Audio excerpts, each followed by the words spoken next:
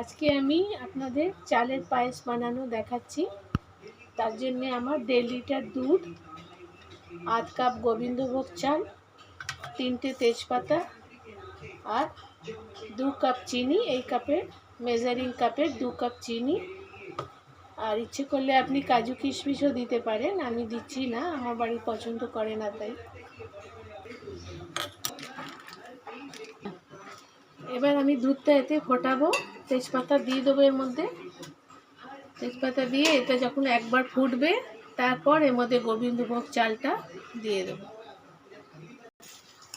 এবার দুধটা ফুটে গেছে ভালো করে, এবার আমি চালটা এতে দিয়ে দেবো। চালটাকে আমি ভালো করে ধুয়ে 10 মিনিট ভিজিয়ে রেখেছিলাম, তারপর এবার চালটা আমি এতে দিয়ে দেবো।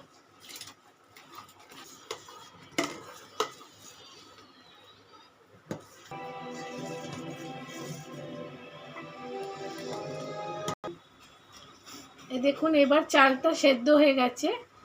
এবার আমি এর মধ্যে চিনি দেব।